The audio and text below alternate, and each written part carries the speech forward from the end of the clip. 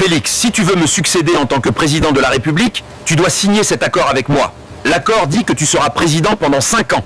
En 2023, tu me remets le pouvoir, c'est moi qui aura la majorité parlementaire. Quels sont les résultats des élections fin juillet? Oublie les élections. Celui qui sera élu, c'est celui qui signera cet accord avec moi. Si tu refuses de signer, Fayoulou pourrait le faire, ou Mouzito. Si je n'accepte pas l'accord, Fayoulou ou Mouzito peuvent l'accepter. Et là, nous resterons encore dans l'opposition après 37 ans de lutte. Non, je dois accepter l'accord.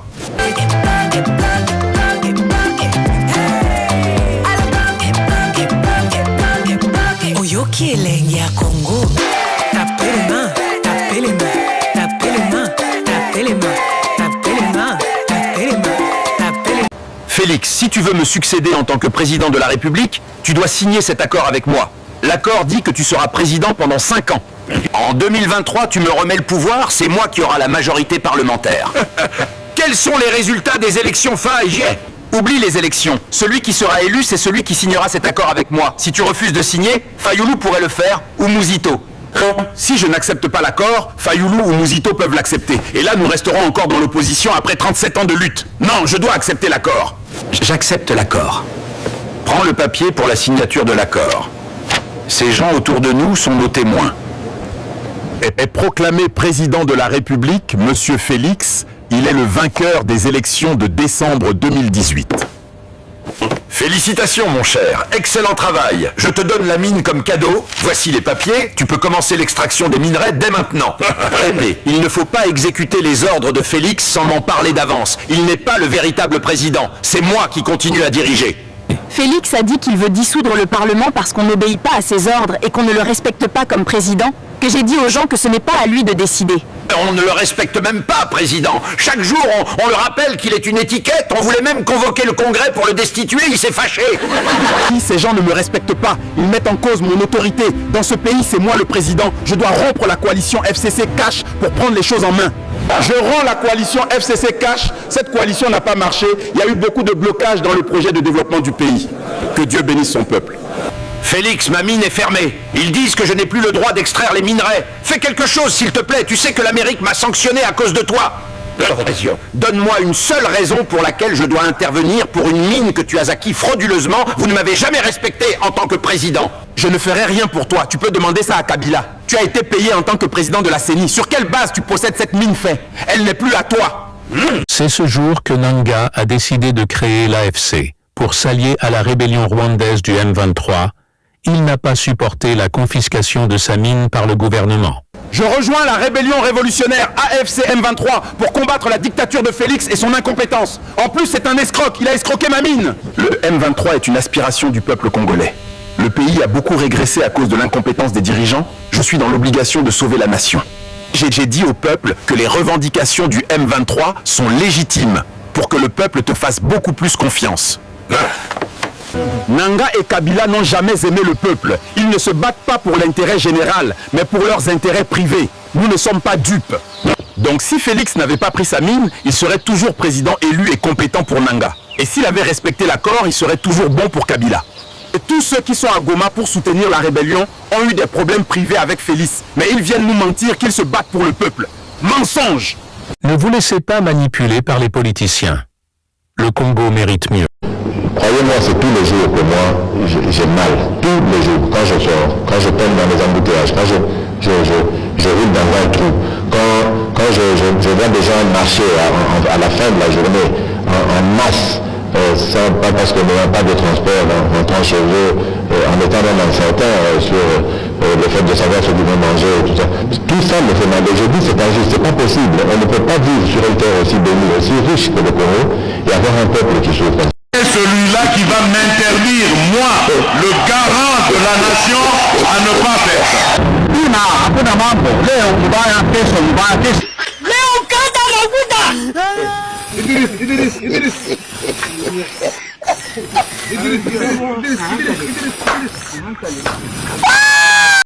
La question concerne l'union sacrée. Vous avez été l'un de membre du présidium.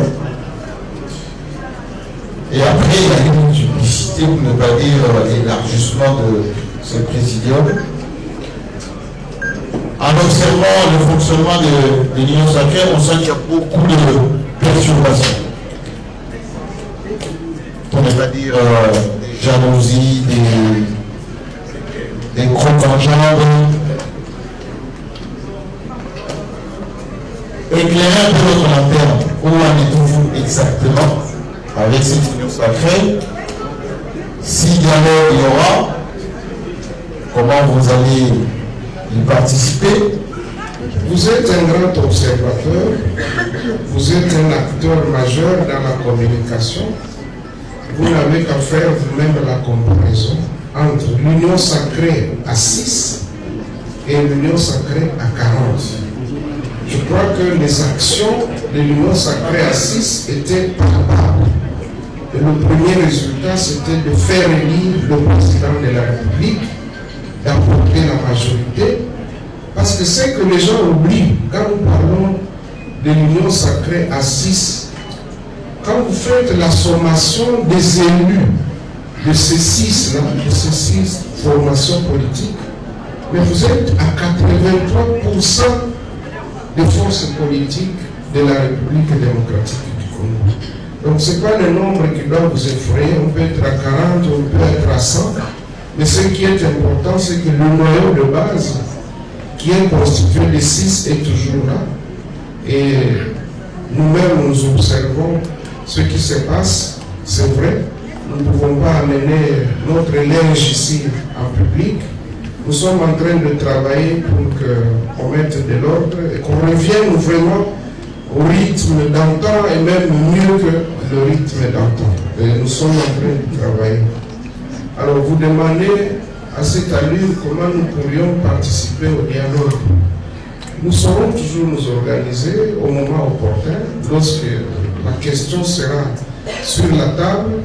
Ceux qui ont des préoccupations qui concernent la Constitution, qu'ils viennent qu'on se mette autour d'une table et qu'on en parle. Il ne suffit pas de bénéficier de la caméra ou d'un micro d'un journaliste et puis vous commencez à dire voilà, la Constitution ne peut pas dépasser 17 ans. Mais ça, c'est tiré de quelle théorie scientifique? Quelqu'un d'autre disait ici que même des gens âgés de 60 ans, de 50 ans, font preuve d'immaturité dans leur gestion. Alors, si ceux qui ont 50 et 60 ans ne sont pas matures, vous voulez qu'une constitution de 17 ans soit vieille? Quand même, c'est quelque chose qu'il faut d'abord saluer. Nous devons remercier les États-Unis d'Amérique d'avoir pris cette batterie de sanctions. Mais je crois qu'ils le font graduellement. Ils vont voir comment vont se comporter justement les Rwandais et après peut-être d'autres sanctions plus lourdes pourront suivre. En tout cas, c'est un message. Si réellement de l'autre côté les gens analysent bien les choses, ils doivent comprendre qu'il n'y a pas d'issue à la guerre. D'abord, la guerre ne profite à personne. Même quand on affiche une certaine supériorité par moment sur un terrain de bataille, mais cela ne vous met pas à l'aise parce que quand qui dit guerre signifie mort d'homme, signifie destruction, signifie de liberté brimée, et je crois que la place c'est vraiment à l'entente, à la réconciliation et à la construction d'une paix durable dans le respect strict de l'intégrité et de la souveraineté de chacun. Je suis l'un des rares universitaires qui a participé à l'élaboration de la Constitution du début jusqu'à la fin. Donc, je connais les arcanes de cette Constitution et les dessous de cartes.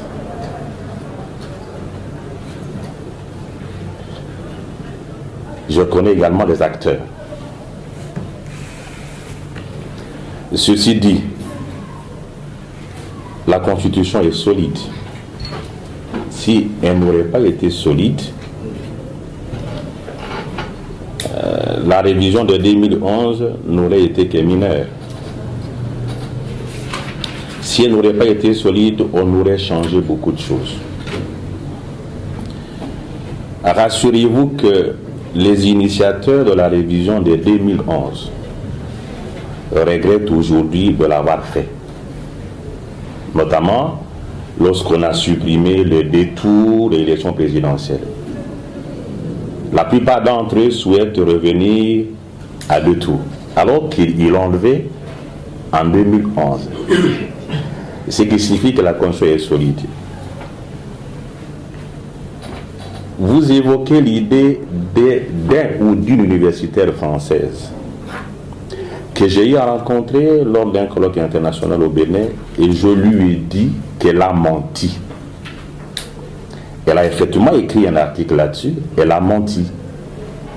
Je ne la reconnais pas comme universitaire français qui est venu pendant que nous étions en train de discuter de la Constitution. Je ne le reconnais pas.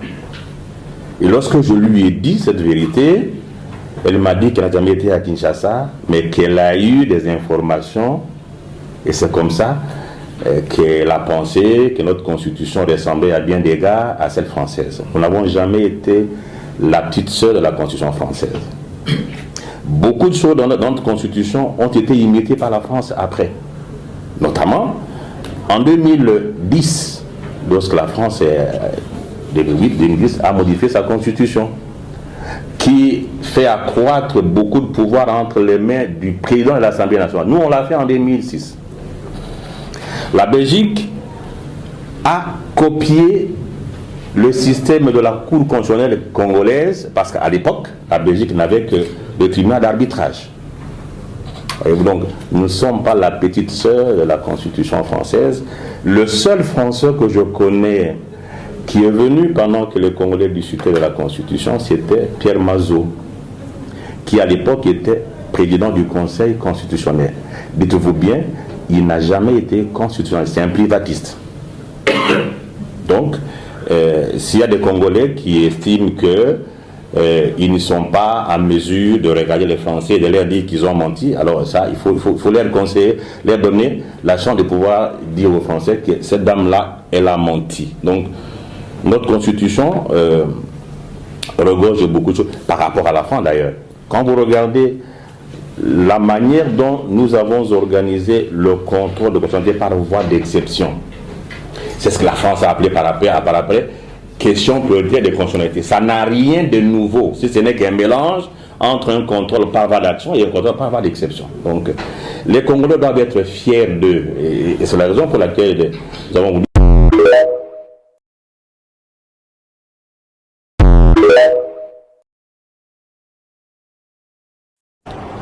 Au grand jamais, tant que je serai président de la République démocratique du Congo, je n'aurai en face de moi la délégation du M23 ou de l'AFC, ou je ne sais pas, pour négocier. Jamais. A few moments later. En faveur d'une cessation immédiate des hostilités, les rejets catégoriques des discours de haine et d'intimidation, et appelle toutes les communautés locales à respecter les engagements. Donc voilà, je vous donne en liminaire, c'est une déclaration conjointe. Ça veut dire qu'il y a une part de la médiation, et donc je vous disais en début de cette édition que lorsque vous dites en début que c'était infructueux, je me demandais quelles ont été vos sources. Parce que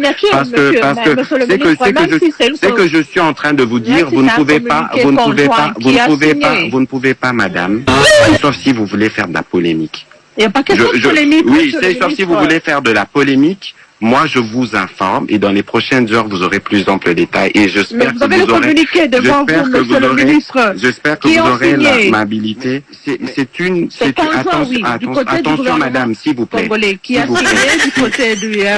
S'il vous plaît, ce n'est pas de cette manière que la question doit être abordée. Ici, c'est un communiqué qui sort des trois parties qui ont été pendant ou impliqués dans les discussions. Je pense que le plus important, c'est les contenus, parce que comme porte-parole du gouvernement, je vous en parle. Donc ça nous engage, et regardez aussi des autres côtés. C'est là l'exhortation que je tiens à vous faire. Communiqué officiel du bureau du Sénat. L'opinion tant nationale qu'internationale a suivi avec attention les propos tenus par le deuxième vice-président du Sénat lors de son point de presse du mercredi 4 mars 2026, relatif, entre autres, à la question du changement de la Constitution de la République démocratique du Congo du 18 février 2006. Le bureau du Sénat tient à préciser avec la plus grande clarté que ces déclarations ont été faites à titre strictement personnel et ne l'engagent en aucune manière ni l'institution sénatoriale dans son ensemble.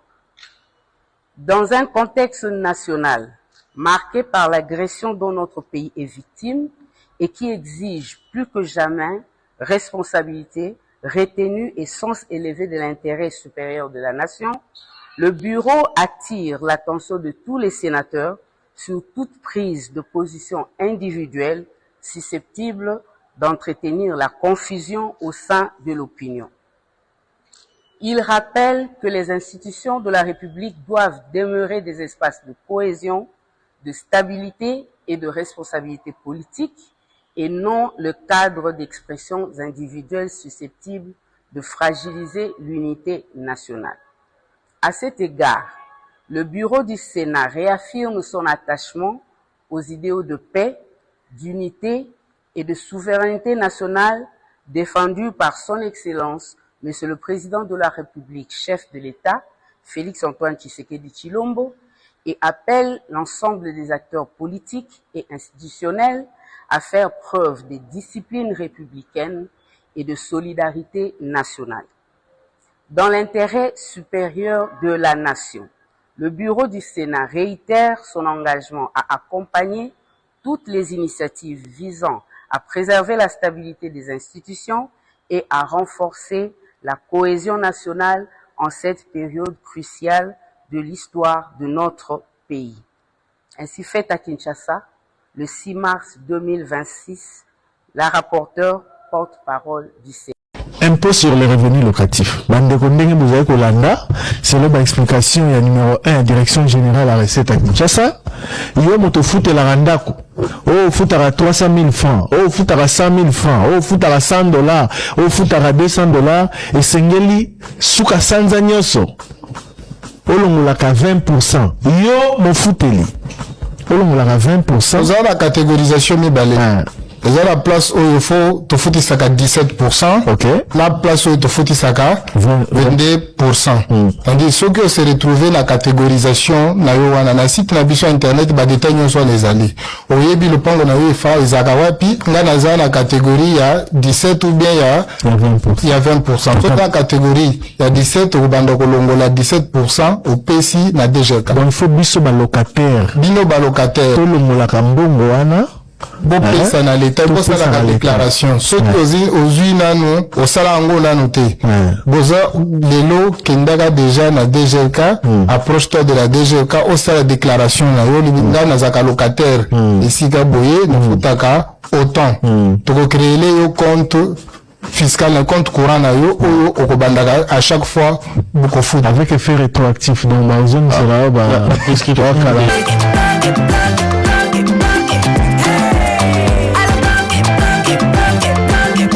Oyoki elengi ya Congo, tapelema, tapelema, tapelema, tapelema.